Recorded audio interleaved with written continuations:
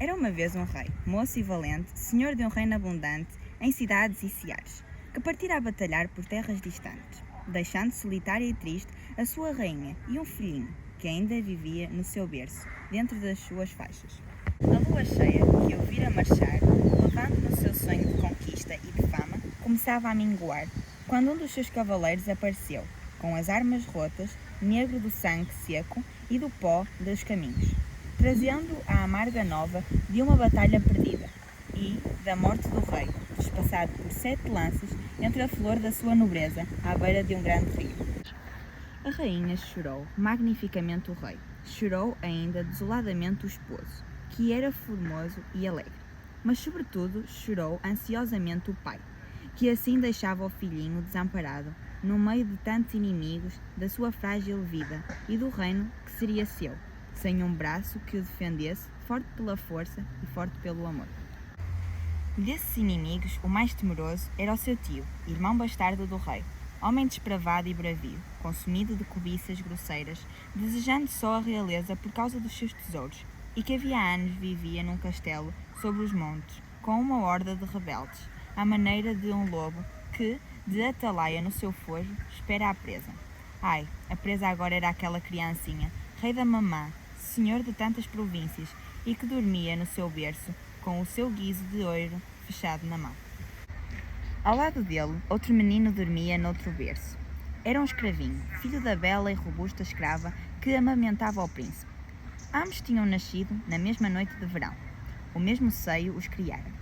Quando a rainha, antes de adormecer, vinha beijar o príncipezinho, que tinha o cabelo de ouro e fino, beijava também com amor dele o escravinho, que tinha o cabelo negro e crespo. Os olhos de ambos reluziam como pedras preciosas. Somente o berço de um era magnífico de marfim e entre brocados, e o berço do outro pobre e de verga. A leal escrava, porém, a ambos cercava de carinho igual, porque, se um era o seu filho, o outro seria seu rei. Nascida naquela casa real, ela tinha a paixão, a religião dos seus senhores. Nenhum choro correra mais sentidamente do que o seu pelo rei morto, à beira do grande rio. Pertencia, porém, a uma raça que acreditava que a vida da terra se continua no céu. O rei, seu amo, de certo, já estaria agora reinando em outro reino. O seu cavalo de batalha, as suas armas, os seus pajéns tinham subido com ele às alturas. Os seus vassalos, que fossem morrendo, prontamente iriam, nesse reino celeste, retomar em torno dele a sua vassalagem. E ela, um dia, pelo seu torno, retomaria num raio de lua e habitar o palácio do seu senhor, e fiar de novo o linho das suas túnicas, e a acender de novo a caçoleta dos seus perfumes. Seria no céu, como fosse na terra, e feliz na sua servidão. Todavia, também ela tremia pelo seu príncipezinho. Quantas vezes, com ele pendurado do peito, pensava na sua fragilidade, na sua longa infância, nos anos lentos que correriam antes que ele fosse, ao menos, do tamanho de uma espada, e naquele tio cruel, de face mais escura que a noite e coração mais escuro que a face, faminto do trono e espreitando de cima do seu rolhedo entre as alfanges da sua borda. Pobre príncipezinho da sua alma, com uma ternura maior o apertava nos braços, mas o seu filho chorava ao lado, e era para ele que os seus braços corriam com um ardor mais feliz. Esse, na sua indigência, nada tinha a recear da vida. Desgraças, assaltos, sorte má nunca o poderiam deixar mais despidos das glórias e bens do mundo do que já estava ali no seu berço, sobre o pedaço de linho branco que resguardava a sua nudez. A existência, na verdade, era para ele mais preciosa e digna de ser conservada que a do seu príncipe, porque nenhum dos duros cuidados com que ela enegrece a alma dos senhores roçaria sequer a sua alma livre e simples de escravo. E, como se o amasse mais, por aquela humildade ditosa, cobria o seu corpinho gordo de beijos, pesados e devadores, dos beijos que ela fazia ligeiros sobre as mãos do seu príncipe. No entanto, em grande temor, enchia o palácio, onde agora reinava uma mulher entre mulheres. o bastardo, o homem de rapina, que errava no cimo das serras, descera à planície com a sua horda, e já através de casais e aldeias felizes ia deixando um sulco de matança e ruínas. As portas da cidade tinham sido seguradas com cadeias mais fortes. Nas atalaias ardiam lumes mais altos, mas à defesa faltava disciplina viril. Uma roca governa como uma espada. Toda a nobreza fiel perecera na grande batalha, e a rainha, desventurosa, apenas sabia correr a cada instante ao berço do seu filhinho e chorar sobre ele a sua fraqueza de viúva. Só a ama leal parecia segura, como se os braços em que estreitava o seu príncipe fossem muralhas de uma cidadela que nenhuma audácia pôde transpor. Ora uma noite de silêncio e de escuridão, indo ela a adormecer, já despida no seu catre, entre os seus 2 meninos, adivinhou, mais que sentiu, um curto rumor de ferro e de briga, longe, à entrada dos vergueiros reais.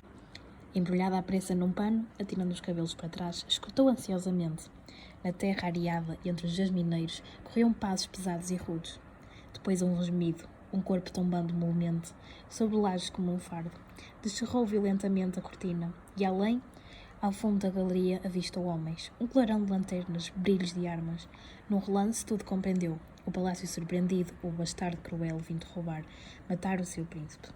Então, rapidamente, sem uma vacilação, uma dúvida, arrebatou o príncipe do seu berço de marfim, atirou-o para o pobre berço de verga e, tirando seu filho do berço servil, entre beijos desesperados, deitou-o no berço real que cobriu com um brocado.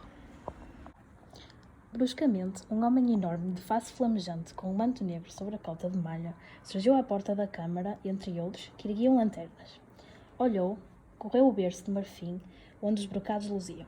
Arrancou a criança como se arranca uma bolsa de ouro e, abafando os seus gritos no manto, abalou furiosamente. O príncipe dormia no seu novo berço. A ama ficara imóvel no silêncio e na treva, mas brados de alarme atroaram, de repente, o palácio. Pelas janelas perpassou o longo flamejar das tochas. Os pátios ressoavam com o bater das armas e, desgrenhada, quase nua, a rainha invadiu a câmara entre as aias, gritando pelo seu filho.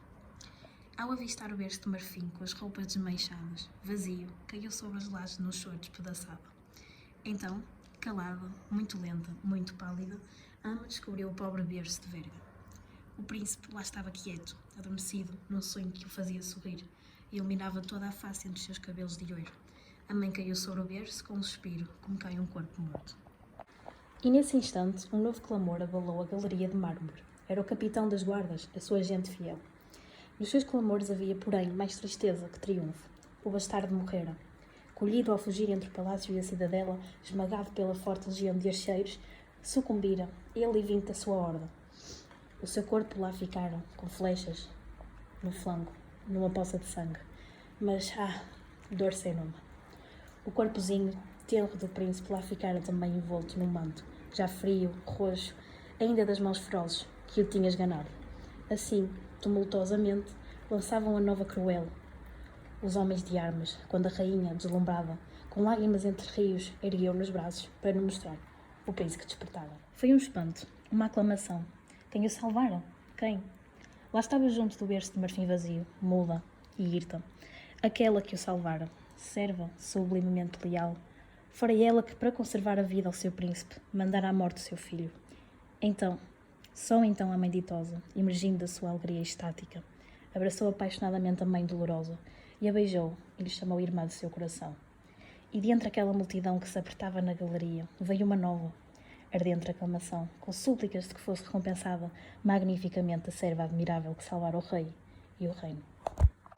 Mas como? Que bolas de ouro podem pagar um filho? Então um velho de casta nobre lembrou que ela fosse levada ao tesouro real e escolhesse de entre essas riquezas que eram como as maiores tesouros da Índia, todas as que o seu desejo obedecesse. A rainha tomou a mão de serva e, sem que a sua face de mármore perdesse a rigidez, com um andar de morta, com um sonho, ela foi conduzida para a Câmara dos Tesouros. Senhores, aias, homens de armas, seguiram num respeito comovido, que apenas se ouvia o roçar das sandálias nas lajes. As espessas portas de tesouro rondaram lentamente e, quando o ser destrancou as janelas, a luz da madrugada, já clara e rósea, entrando pelos grandeamentos de ferro, acendeu um maravilhoso e faiscante incêndio de ouro e pedrarias. Do chão de rocha até às sombrias abóbadas, por toda a câmara reluziam, cintilavam, refulgiam os escudos de ouro, as armas majestadas, os montões de diamantes, as pilhas de moedas, os longos fios de pérolas, todas as riquezas daquele reino acumuladas por 100 reis durante 20 séculos. Um longo lento e maravilhado passou por sobre a turba que enudrecera. Depois houve um silêncio ansioso, e no meio da câmara, envolta na refulgência preciosa, a ama não se movia. Apenas os seus olhos brilhantes e secos se tinham erido para aquele céu que, além das grades, se tingia de rosa e de ouro. Era lá nesse céu, fresco de madrugada, que estava agora o seu menino. Estava lá, e já o sol se erguia, e era tarde, e o seu menino chorava de certo, e procuravam o seu peito. E então a ama sorriu e estendeu a mão. Todos seguiam, sem respirar aquele lento mover da sua mão aberta. Que joia maravilhosa! Que fio de diamantes, que punhado de rubis ela ia escolher. A ama estendia a mão, e sobre um escabelo, ao lado, entre um molho de armas, agarrou um punhal. Era um punhal de um velho rei, todo cravejado de esmeraldas, e que valia uma província. Agarrara o punhal, e com ele apertado fortemente na mão, apontando para o céu onde subiam os primeiros raios de sol, encarou a rainha, a multidão, e gritou: "Salvei meu príncipe, e agora? Vou dar de mamar ao meu filho." E cravou o punhal no coração.